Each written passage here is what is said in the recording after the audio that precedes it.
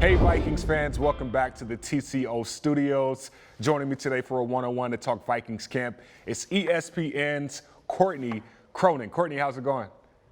I'm doing well, Gabe. How are you? I'm good. Just getting used to the new normal right now, which brings me to my next question. The Vikings recently just put out a statement announcing that fans will not be allowed into the stadium the first two home games, the entire month of September. How do you think that will affect Vikings players, fans, just everything Vikings related? Well, first off, I don't think this should come as too big of a surprise because Minnesota, the whole state still has a max capacity in indoor venues of 250 people. Now we know that, this is not going to be a permanent thing. It's just for the first two games. And then the team is going to reassess from there on out where we are with the coronavirus pandemic. But they're not the only team in the league that's affected by this. Everyone's kind of handling this differently. But we did talk to Mike Zimmer just about what it's going to be like if some fans have some stadiums have fans and others don't. And there's certainly a competitive advantage that you miss out on if you don't have that. And we know how loud US Bank Stadium is, and we know how big of a benefit that gives the Vikings defense. I mean, you go back to that season where they were number one defense in the NFL in 2017. A lot of that had to do with just that noise level. I mean, especially on third down when offenses are trying to get guys in and out and trying to get a play call off, but you can't hear either because the headset goes out or other things like that. That noise level for as ancillary as it kind of seems, because it's the guys in between the lines who are actually doing the work, the fans truly are a huge part of creating that, really raucous environment that helps the defense specifically. So I think that that's going to be a really weird thing to witness this year, just how quiet it could be. But I just tell people to try to take it in stride because this isn't going to be forever like this. I mean, yeah, it's really tough if you have season tickets and you want to be there. But again, it's something that we're adjusting to on the fly, and the football team's going to have to adjust to what that feels like on game day as well. Well, training camp has been a good practice for the Vikings right now, not having fans at training camp. But how would you assess the energy of the team right now during training camp?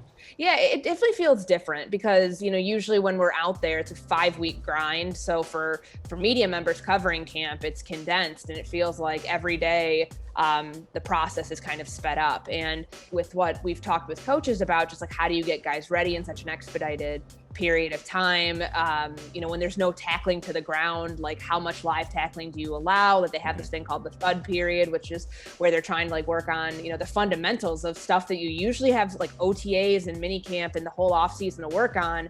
They're trying to get guys up to speed in about 3 weeks, the period that they have when they put the pads on to when cut down day is. So I think it definitely affects kind of the overall mood and environment of training camp, but there've been some really productive practices. I think that there are several takeaways. Speaking of those takeaways, what's been some of your biggest takeaways from training camp thus far?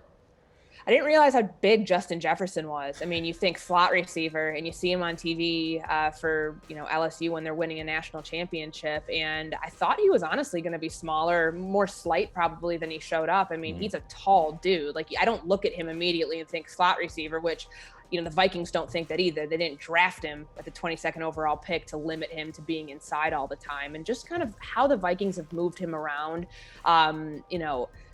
in what they're planning to do with their receivers this year, because we know that this team used the most 2 receiver sets of anybody else in the NFL. So we know the likelihood of seeing an Adam Thielen, a BC Johnson, and a Justin Jefferson out there at the same time is probably going to be slimmer.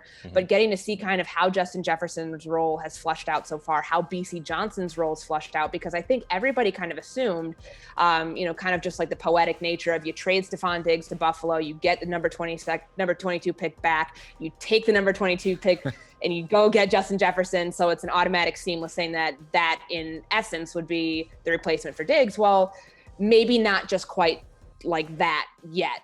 So for me, because receiver was that, that was the one position on offense that was in the rebuild phase. And I think that, if you walk away from camp thinking that you could be 5 deep at that position, then you're in a good spot. Have there been any surprises? Are there any surprises right now that stand out to you in training camp? Well, I think for one, everybody was looking at this cornerback group and knowing just how long that development typically takes in a Mike Zimmer defense. I mean, we saw it with Xavier Rhodes. We saw it with Mackenzie Alexander, with Trey Waynes. That's a 3-year process.